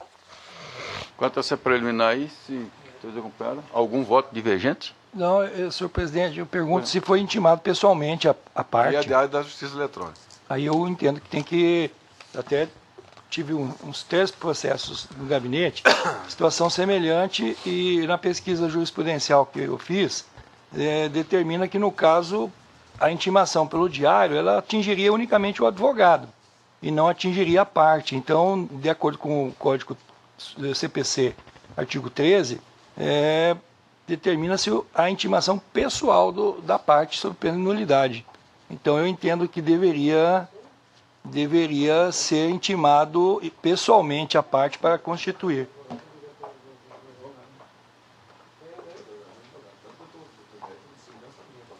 Hã? Então, doutor Samuel. O senhor vai votar aí, não? Não vou votar ainda. Doutor Francisco, eu também queria perguntar, ele foi intimado pelo diário Diário da justiça eletrônica. Tá. Unicamente. para regularizar a representação Apresentou a prestação de contas através de advogado, através de advogado, mas não juntou fora a procuração. apenas para regularizar, apenas para regularizar. ele foi Atinge o intimado. próprio advogado que Então foi... tinha advogado do processo. Tinha advogado sem procuração. As partes são intimadas na pessoa dos seus advogados. Não, Se ele não. tinha advogado no processo, Não, embora ela não sem tinha. procuração, Ela não constituiu, Mas o advogado entrou com a prestação de contas. mas ela não constituiu ele. Bom, entendimento. Então, entendimento. a nulidade. o advogado Cada um entrou, respeita, então, a entendimento. que a publicação saiu em nome do advogado, Que não que tem as partes são intimadas na pessoa dos seus advogados. mas que não tem procuração, doutor Samuel. Não, tá certo, houve a irregularidade processual, chamou para que sanasse essa irregularidade a representação. Mas se tinha um advogado que fez a prestação de contas, essa intimação saiu em nome do advogado. O que eu quero saber, saiu em nome do advogado ou em nome da parte? Tem que pegar o processo, mas foi intimado aqui via diário de justiça eletrônica. Tem que dar uma olhada no processo. Ele apresentou. Pois é, Se ela queria nomear o advogado, ela teria nomeado o outro, então. pois é, mas eu ouvi a vasta jurisprudência nesse sentido. Quando não há problema de procuração, de reconhecimento dessa procuração, intima-se ao advogado. O advogado quedando inerte-se, o advogado quedando-se inerte, tem que intimar a parte pessoalmente porque aí que está havendo um problema de representação, de capacidade postulatória. Então, Só vi a publicação. Mas o problema da prestação de contas é que ela tem um prazo específico. Então, se a parte não apresentou até o final do prazo, Não vai adiantar depois ela vir com outro advogado, porque né, já perdeu o prazo. E outra coisa, doutor Balzac, eu sei que não é o momento ainda, que eu estou aguardando, mas senão nós vamos perder o sentido daquela resolução que as partes teriam que ajustar advogado. Porque se a parte ajusta advogado atendendo a resolução do TRE e depois ela precisa, além disso, ser intimada também, aí perdeu o sentido. E aí nós vamos cair naquilo que a gente está, né? O estoque vai só aumentando, não queremos atropelar direitos fundamentais da parte, mas também não queremos procurar cabelo em ovo para dar mais prazos. Intimação além foi feita daquilo a que ela, já mas tem. através do advogado que juntou. Eu acompanho, relator. Doutora Vanessa? Eu acompanho a divergência porque a procuração é a prova da Constituição, é o mandato, né? Então, não dá para dizer que aquele advogado representa se não tem a prova dessa Constituição. Então, embora tenha esse prazo para prestação de contas, acho que em sendo constatada essa irregularidade postulatória, ainda dentro do prazo ele teria que ser intimado. Se não apresentou no prazo, aí sim, né? Mas tem que ser a intimação. Acompanha a divergência, pessoal. Desembargador Maria Helena Gargano Covas. Eu vou pedir ver na divergência, vou acompanhar o doutor relator, porque também se é certo que se este advogado que comparece aos autos para fazer a defesa, ele cometer qualquer deslize profissional que redunde em prejuízo ao seu constituído, ele vai responder na seara administrativa e da ordem dos advogados. Se é certo que ele vai responder, se também é certo que ele pode fazer juntada posteriores da procuração, é lógico que também é certo que no momento ele também estava representando os interesses do seu constituído. Eu vou com o relator pedindo ver nos demais. Presidente, apenas para esclarecer os demais, eu estou aqui com o processo na mão, intimação, auto número tal, interessado Daís Del Barco Moura, é a recorrente. Advogado Denise Maria Xavier Bispo, OAB tal, despacho, intime-se interessada para no prazo de 3 dias juntar o documento de procuração. Mas ela Foi não está intimada. sabendo disso, doutor Samuel. A advogada sabia. Mas o advogado que não tem procuração nos autos. Oh, meu Deus. Então, tá Mas bom. é isso que nós estamos discutindo, é a capacidade postulatória. Eu posso fazer isso por qualquer um e aí? Mas ela Como a desembargadora diz, eu respondo, mas a parte... Legalidade na advocacia. ela sabia. A advogada sabia. Que é isso? Isso sem dúvida, mas tudo bem. As partes O advogado pode até atuar para evitar o perecimento de direito da parte, mas ele que tem que trazer a procuração depois, não a parte que tem que ir atrás. Se foi intimado que... Doutor Gil Pérez. Eu tenho simplificado bastante essas questões na justiça comum. O advogado chegou acompanhando seu cliente lá, no caso, né? Pede para juntar sobre o estabelecimento, eu falo para ele, nem precisa, eu já conto e acabou. Né? Agora, nesse caso aqui, o que acontece? Mas, um momento, doutor, é o seguinte, o advogado tem ciência ali e, como a doutora explicou, ele pode se responsabilizar, a parte pode agora, né, no caso, né, dirigir a ele e falar, peraí, agora você prestou minha conta, você cometeu uma falha de não juntar a procuração, né, e você foi intimado e não me noticiou.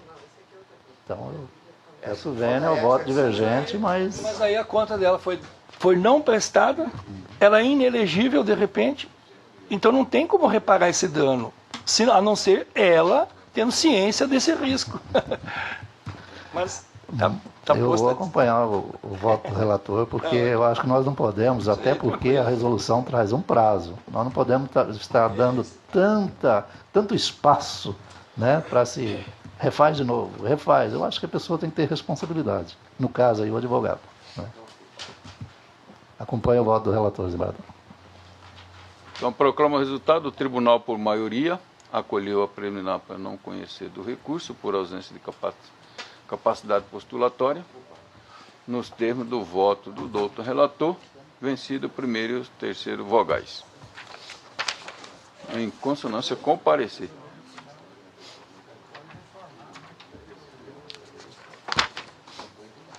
O 7 da pauta, o processo número 38.483, recurso eleitoral, prestação de conta, candidato a cargo de vereador, Novo Santo Antônio.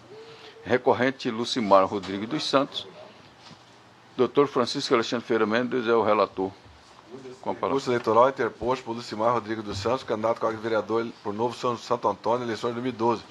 Contra a respeitável decisão do juiz da 15ª da zona eleitoral, que julgou como não prestadas as contas de campanha em virtude da existência de irregularidades detectadas e não sanadas tempestivamente. Intimada para se manifestar acerca das irregularidades detectadas pelo relatório preliminar para a expedição de diligência, permaneceu silente, tendo sido apresentado na sequência do relatório final de exame, que confirmou a manutenção das irregularidades anteriormente apontadas. O doutor magistrado julgou as contas como não prestadas, ao argumento de que a recorrente deixou de apresentar tempestivamente os documentos saneadores, com fulcro no artigo 51, inciso 4º, alíneas A e B, resolução 23.376/2002 TSE.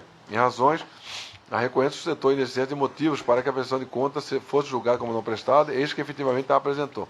Sustentou ainda que apresentou inúmeros documentos, razão pela qual entende a sentença como excessivamente rígida, requerendo a aprovação das contas com ressalva ou sua desaprovação. A douta Procuradoria-Geral Eleitoral pugnou pelo parcial provimento do recurso para que as contas sejam desaprovadas. O relatório. Escolha o doutor parecer. Mantenho o parecer. Mantido. Conforme fiz constar do relatório, a recorrente foi intimada para se manifestar acerca das irregularidades detectadas pelo relatório preliminar para a expedição de diligência. Contudo, permaneceu silente, tendo sido apresentado na sequência o relatório final de exame, que confirmou a manutenção das irregularidades anteriormente apontadas. O doutor magistrado julgou as contas como não prestadas, ao argumento de que a recorrente deixou de apresentar tempestivamente as peças de documentos saneadores, com base no artigo 51, inciso 4º, alíneas A e B, parágrafo 4º, resolução 23.376/2002 TSE.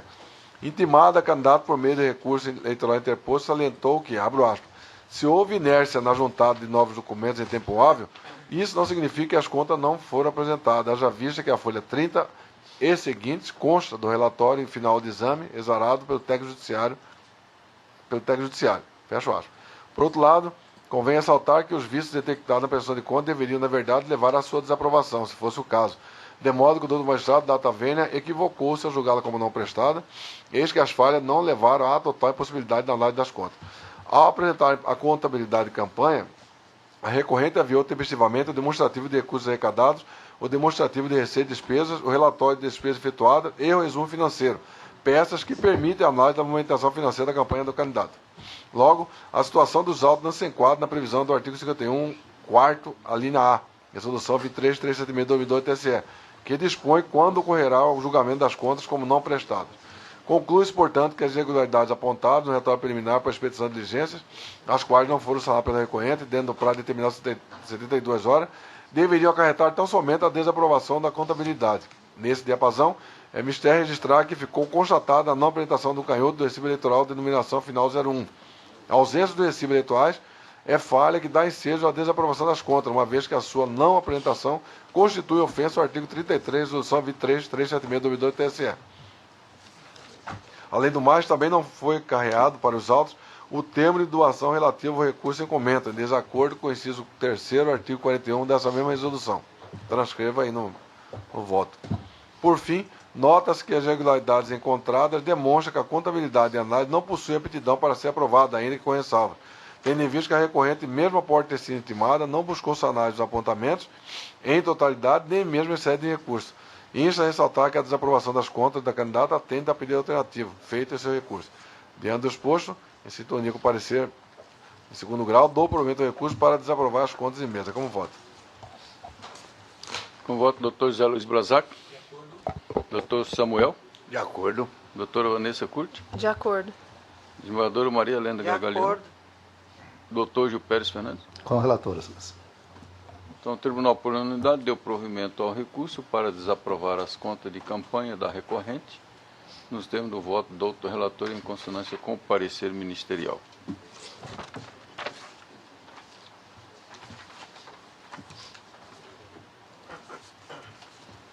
O 8 da pauta, embargo de declaração em recurso eleitoral em representação de capacitação ou gasto lícito de recurso financeiro.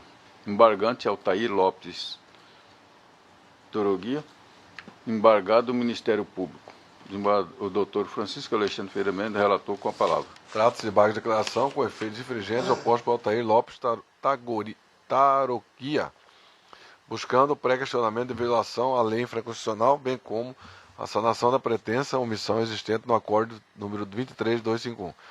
Embargante alegou o seguinte: a. Interposição de recurso de caráter excepcional depende de cumprimento de certos requisitos, dentre os quais necessidade de pré-questionamento em sede de embargos da matéria a ser objeto do recurso especial extraordinário. B. Teve seu diploma cassado por ter realizado doação de recursos próprios sem a devida origem, não obstante ter informado que possuía numerário suficiente em seu poder, eis que a sua condenação baseou-se na circunstância de a sua movimentação financeira durante o ano eleitoral não corresponder às doações realizadas. C. O voto para refutar as suas alegações assentou-se no que é usual corriqueiro, ao considerar somente a movimentação financeira havida no ano de 2012, como se o mesmo não tivesse qualquer renda em anos anteriores. D. O acordo inverteu antes da prova, atribuindo a ele para que demonstrasse que tinha efetuado a economia. Letra E. O voto controverteu as alegações embargantes, na medida em que, como é de costume na aldeia, as economias são guardadas em casa e não em banco, razão pela qual seria impossível trazer extratos bancários comprovando o alegado. Letra F. Não era o seu ônus de comprovar as suas economias, mas sim do Ministério Público Eleitoral comprovar a origem ilícita dos recursos doados, ou que ele não tinha condições, trazendo para os autos a sua declaração de imposto de renda. E letra G. O acordo não observou a norma de distribuição do ônus da prova, violando o artigo 333, inciso 1 do Código de Processo Civil. Finalizando, requereu o acolhimento dos embargos para que haja manifestação a respeito da violação do artigo 333, inciso 1 do Código de Processo Civil, pois competia ao Ministério Público Eleitoral comprovar a origem ilícita dos recursos doados. Nessa parte final aí, só vou acrescentar que o Ministério Público não manifestou, porque o doutor Marcelo aquele dia falou que, quando for de interesse, né? Eu vou mudar só essa parte final. Os autos não foram com vista ao... Okay. Eu vou fazer uma consideração Sim. só aqui. É porque eu estava lendo aqui o relatório e tudo, e essa situação me parece aquilo que na psicologia se chama de dissonância cognitiva. Por que eu digo isso? Porque na maioria dos processos, realmente, o Ministério Público tem que fazer prova. Então, nós vemos inúmeros julgados em que é absolvição porque o Ministério Público não trouxe a prova robusta, etc, etc. Só que na prestação de contas, quem tem que fazer a prova é quem está prestando a conta. Foi o que nós acabamos de ver aqui em 2 processos anteriores. Então, ele vem aqui dizer que é o Ministério Público que tem que provar que a origem do recurso é ilícita. Ora, é um total contrassenso. Se ele está prestando contas, aqui o ônus da prova é dele, prestador. Então, se ele diz que tinha economias, cabe a ele comprovar que tinha as economias e que usou na campanha eleitoral. Não ao Ministério Público provar que a origem é ilícita. Seria ônus do Ministério Público se fosse pelo 41, né, dissesse que tem caixa 2, aí eu concordo. Mas aqui é ele que está prestando as contas dele. Então, o parecer é pelo desprovimento do... Esse caso aqui é embargos de declaração, né? Pela rejeição dos embargos. Obrigado. Posso falar, presidente? Relatório, então, né? O voto. Os presentes embargos são tempestivos, conforme o Cerdão foi 218. Os declaratórios têm por finalidade de eliminar os vícios enumerados no artigo 535, quais sejam omissão de contradição e obscuridade. Na espécie, o candidato alegou que os embargos foram opostos com a finalidade de pré-questionar a violação da lei infraconstitucional, bem como sanar a omissão existente no acordo, já que este teria invertido o ônus da prova, atribuindo a ele para que demonstrasse que tinha efetuado a economia, ao invés de atribuir ao Ministério Público Eleitoral para que este comprovasse a origem lícita dos recursos doados, ou que ele não tinha condições, trazendo para os autos a sua declaração de imposto de renda. Ao contrário do aduzido pelo embargante, o acordo reguerreado não inverteu o ônus da prova. Eis que é dever do candidato demonstrar a origem do recurso arrecadado, bem como aonde tais recursos foram utilizados, com a discriminação da despesa, onde trago julgados aqui no meu voto, tirar o Tribunal Eleitoral do Estado do Sergipe. Na verdade, é o embargante que está tentando inverter o ônus da prova, ao buscar transferir a sua responsabilidade pela demonstração da origem dos recursos, por ele arrecadados, para o Ministério Público Eleitoral. Segundo a petição inicial, o candidato teria utilizado em sua campanha recursos próprios não declarados por ocasião do registro de candidatura. Obviamente, se o candidato tinha prévio conhecimento de que possuía recursos financeiros guardados em casa, deveria tê-los declarado em sua declaração de bens, quando do seu registro de candidatura, bem como regularizado a sua existência por meio de doação, na modalidade de recursos próprios, efetuando o depósito de sua conta corrente. A obrigação é do candidato. Não há como transferir para o Ministério Público Eleitoral, uma vez que este nem tinha o prévio conhecimento de que o candidato possui recursos financeiros em casa. Desse modo, ao escolher não declarar os possíveis recursos guardados em casa, o candidato assumiu o risco de tornar ilegítima a sua utilização futura em sua campanha eleitoral. O candidato teria efetuado saques de sua conta bancária particular no valor de R$ 1.900. Todavia, declarou a cifra de R$ 4.939 como recurso próprio, ou seja, o montante de R$ 2.949 não teve a sua origem devidamente comprovada. Por outro lado, o artigo 30A, caput da Lei 9.504/97, trata dos procedimentos para apuração de condutas em desacordo com as regras daquele normativo, relativas à arrecadação e gasto de recursos, enquanto seu parágrafo 2º estabelece a pena de negação ou cassação de diploma para os casos de captação ou gasto ilícito de recursos. Ademais, os extratos bancários comprovam que quase todos os recursos utilizados pelo candidato, no valor de R$ 1.990, foram objeto de transferência da conta corrente da senhora Maria Tugori. Contudo, tal doação não foi registrada na contabilidade do órgão embargante. O acordo embargado analisa também a incoerência existente entre as alegações de economia de recursos e a constatação desse centro de gastos, onde transcrevo aí no meu voto, vou poupar os eminentes pares da leitura. De sorte, não houve ofensa ao artigo 333, inciso 1 do Código de Processo Civil, nem houve omissão no acordo em comento, como alega o embargante. Na verdade, houve aplicação das regras previstas na Resolução 23.376 do TSE. Logo, resta evidente que o embargante pretende tão somente revolver a matéria já decidida no acordo embargado, não havendo nenhuma omissão a ser sanada sobre os argumentos elevados no recurso, nem ofensa à legislação infraconstitucional. Em face disso, senhor presidente, sintonia com o parecer do Procurador-Geral Eleitoral, conheço e exige desembarque de declaração. É como voto. Um voto do doutor José Luiz Blazac. Eu acompanho o nobre relator, até porque entendo que essas matérias elas são mais objeto de recurso e não estão dentro dos requisitos dos embargos. Acompanho o relator. Doutor Samuel. Integralmente com o relator. Doutora Vanessa. Com o relator. Embargadora Maria Helena. Com o relator. Doutor Gil Pérez Fernandes. Relator, excelência. Então, o tribunal, por unanimidade, negou provimento aos embargos, nos termos voto do doutor relator, em consonância com o parecer oral. O 9 da pauta, o processo número 40.478, embargo de declaração e recurso especial em prestação de contas. Candidato à eleição embargante Gevanilson Pinheiro da Costa. Embargado do Ministério Público, doutor Samuel, relator, com a palavra. Obrigado, senhor presidente. É uma matéria bastante simples, mas trata-se de embargo de declaração oposto por Gevanilson Pinheiro da Costa contra o acórdão que negou provimento ao recurso dos autos que desaprovou suas contas prestadas relativas às eleições de 2012. O embargante aduz que há contradição no acordo que se refere à preliminar de nulidade de sentença. Por não ter sido intimado o relatório técnico conclusivo e no mérito, alega que houve contradição relativa à fundamentação do acordo. A douta Procuradoria Regional, em manifestação, entende que nessa hipótese não é necessária a abertura de vista ao Ministério Público. Assim, os autos voltaram sem essa manifestação ministerial, é o relatório. Os embargos foram opostos, deles conheço, mas não merecem provimento. Na realidade, o que ele quer o voto já está disponibilizado, o que ele quer é simplesmente uma rediscussão de matéria, uma vez que essa parte de essa nulidade que ele alega de ausência de intimação já foi discutida quando da análise do recurso. Está aí, preliminar de nulidade por ausência de intimação, desnecessidade, é o que estabelece o artigo 48 da resolução 23.376 do TSE. Portanto, a sua pretensão é pura e simples de rediscutir a matéria já decidida por esse colegiado, o que não preenche os requisitos do artigo 535 e 275. 535 do CPC e 275 do Código Eleitoral, e com essas considerações, não havendo omissão ou contradição, eu estou negando provimento aos embargos declaratórios, eu estou rejeitando-os com meu voto. Algum voto divergente? Então, o tribunal, por unanimidade, negou provimento aos embargos, nos tendo o voto do doutor relator.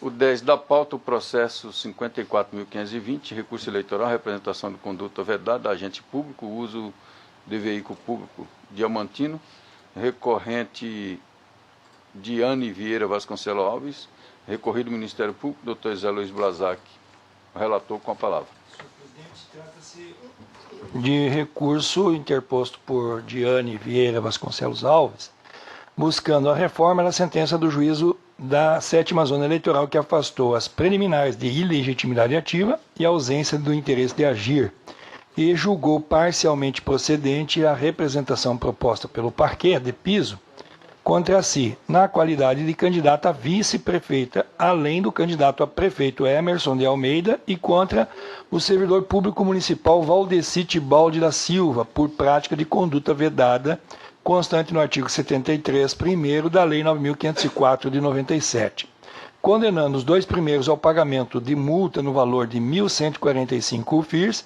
e a Valdeci ao pagamento de 115 UFIRs.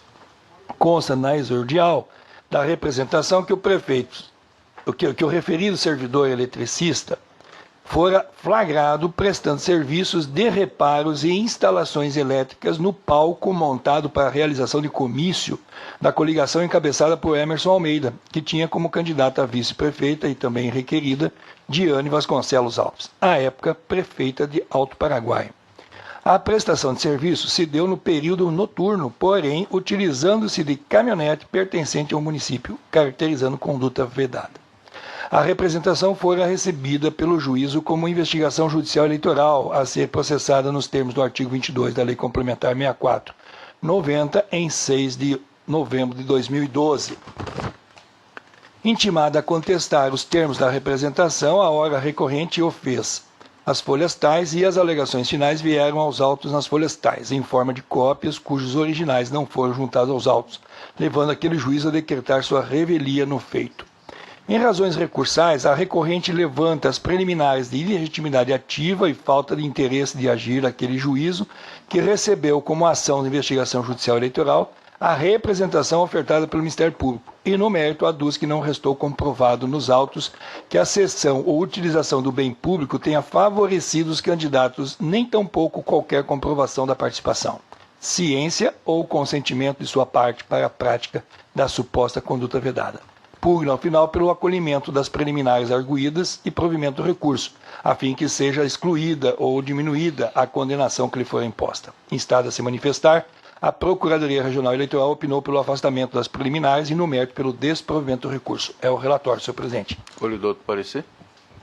Eu mantenho um parecer, e esse é um caso sui generis, porque eu suponho, e quero ressaltar que é só uma suposição, que esse servidor já tinha o costume de executar os seus serviços com o carro da prefeitura, só que nesse dia ele não teve muita sorte e foi flagrado se utilizando do carro para ir lá fazer o concerto no palanque. Mantenho o parecer. Mantido, prossiga, Vossa Excelência. A preliminar de ilegitimidade ativa do juízo, eu estou em simetria com o parecer ministerial, afastando, tendo em vista que, em que pese a representação ajuizada pelo Ministério Público e PIS ter sido recebida equivocadamente pelo juízo sentenciante como ação de investigação judicial eleitoral, esse ato não se confunde com uma propositura de age por aquele juiz, nem tampouco com emenda inicial. Ainda que inexistentes os motivos que levaram o juízo a assim decidir, não se vislumbra no caso quaisquer prejuízos no feito, tendo em vista que ambas as ações seguem o rito previsto no artigo 22 da Lei Complementar 64/90, o qual foi observado no trâmite do feito. Portanto, em simetria com o parecer ministerial, afasto a preliminar em comento. Quanto à preliminar, algum voto divergente? Então, afastado, prossiga. A segunda preliminar, senhor presidente, em ausência de interesse de agir do juízo, também deve ser rejeitada. E, da mesma forma, em consonância com o parecer ministerial, estou afastando esta preliminar, em que pese a recorrente aduzir que a representação fora protocolizada aos dias 5 de novembro de 2012 na Justiça Eleitoral de Diamantino, contrariando o artigo 73 da Lei das Eleições. É sabido que a referida representação pode ser ajuizada até a data da diplomação dos eleitos, à luz do parágrafo 12 do citado artigo. Consta da sentença que a cerimônia de diplomação dos eleitos aos cargos de prefeito, vice e vereador no município de Alto Paraguai e seus respectivos suplentes se deu em 17 de dezembro, conforme o edital 132/2012 daquele juízo. Portanto, tempestiva a representação, não se sustentando a tese da recorrente contra essa preliminar, senhor presidente. Também, quanto a preliminar, algum... Também, rejeitado, prossiga. Então, no mérito, senhor presidente, sem muitas delongas, estou acompanhando o parecer ministerial, conhecendo o recurso e negando-lhe provimento para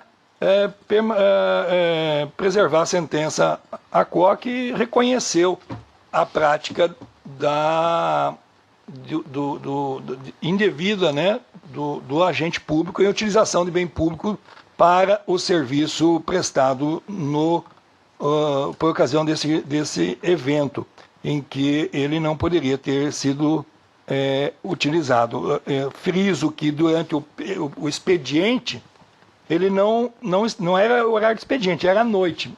Se ele quisesse fazer qualquer participação política, ele está liberado, porém não pode utilizar do bem público, né? E esse foi o ponto fundamental. Então, portanto, com essas considerações, se tiver alguma dúvida, eu estou conhecendo o recurso e negando o provimento, mantendo intacta a sentença ora objurgada. Doutor Samuel? Doutora Vanessa? Com o relator. Senador Maria Helena? Com o relator. Doutor Gil Pérez? Com relator, excelência. Doutor Francisco? Relator. Então, o resultado, o tribunal, por unanimidade, rejeitou as preliminares e a ausência de interesse de agir e legitimidade ativa. No mérito, também a unanimidade, negou o provimento ao recurso nos termos do voto do doutor relator, em consonância com o parecer ministerial.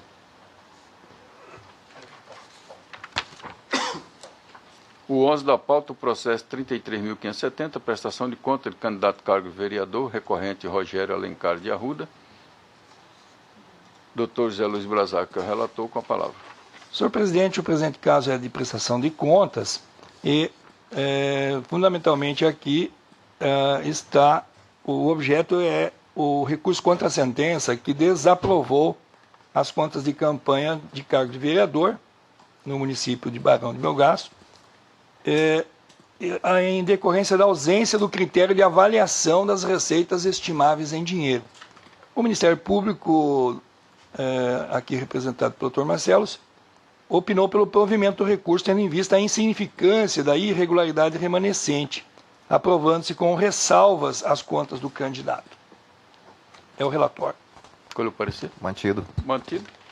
Senhor presidente, eu tenho utilizado um critério no julgamento de contas, que é o critério do percentual. E o percentual aqui não demonstrado é de 33%.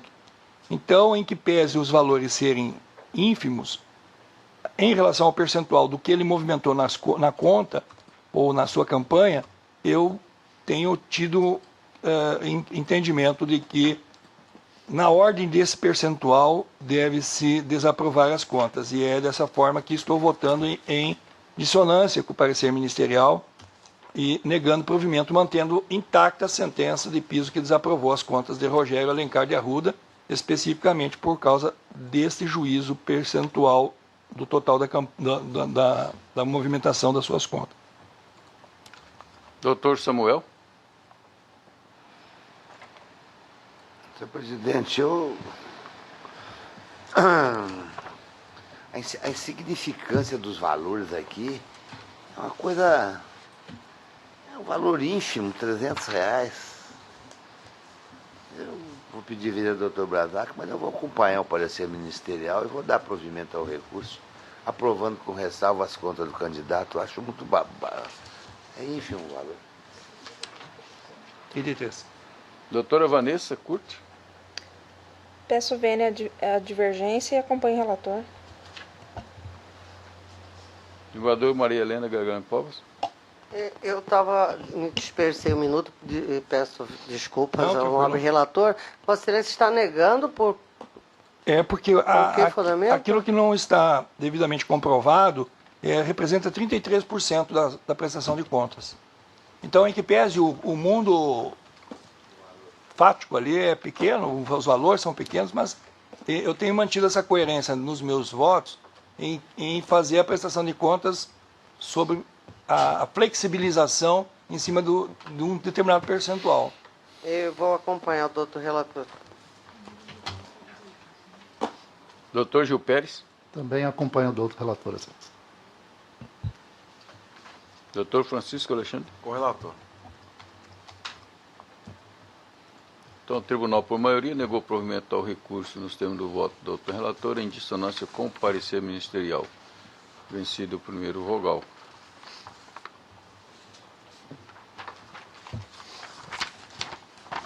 Doze da pauta, recurso eleitoral de prestação de conta do candidato a cargo de vereador do Barão de Melgaço, recorrente Resoli de Lara Pinto. Doutor José Luiz Brazac, relator, com a palavra. A sentença julgou como desaprovadas as contas de campanha ao cargo de vereador de Roseli de Lara Pinto, por ausência também do critério de avaliação das receitas estimáveis em dinheiro. E a nobre Procuradoria Regional Eleitoral opinou pelo desprovimento do recurso, destacando que, ainda que se considere referida a documentação em sede recursal, observa-se que persiste a carência de notas fiscais referentes às doações estimáveis em dinheiro. o relatório. Mantido. Mantido. No mérito, estou acompanhando o parecer ministerial, negando-lhe provimento, mantendo intacta a sentença de piso que desaprovou, considerando que a receita equivalente de R$ 671, sendo que 84% desse montante, R$ 566,23, teve origem em doação estimável em dinheiro que não foi devidamente comprovada. Dessa forma, em consonância com o parecer ministerial, estou negando o provimento. Doutor Samuel. Existe também documentos essenciais da comprovação, doações, somente na fase recursal. Eu também acompanho o relatório. O valor é pequeno, mas as outras irregularidades persistem. Doutora Vanessa. Relator. Desembargador Maria Helena. Com o relator. Doutor Gil Pérez. Com o relator, excelência. Doutor Francisco Alexandre. Com o relator. Então, o tribunal, por unanimidade, negou provimento ao recurso, nos termos do voto do doutor relator, em consonância com o parecer ministerial. O 13 da pauta, o processo número 48.875, recurso eleitoral de prestação de conta candidato a cargo de vereador de Luciara.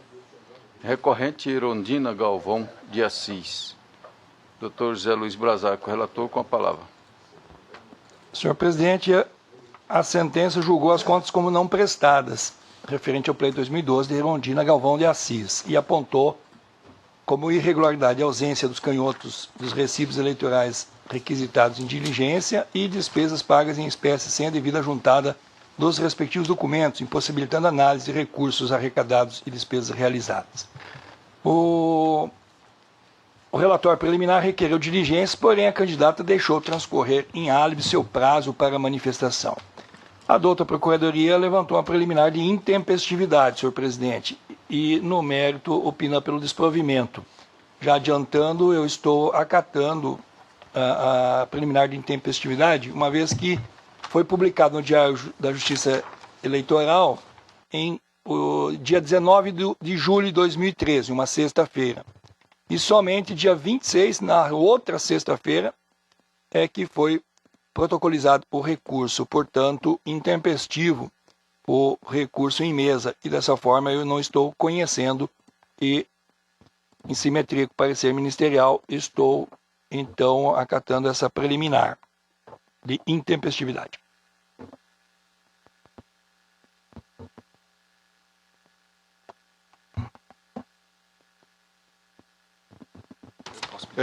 Parecer? Mantido. Mantido. Como já adiantado do voto pelo não conhecimento, algum voto divergente? Então, o tribunal, por unanimidade, acolheu a preliminar para não conhecer do recurso por intempestividade. Nós temos o voto do doutor relator, em consonância com o parecer ministerial.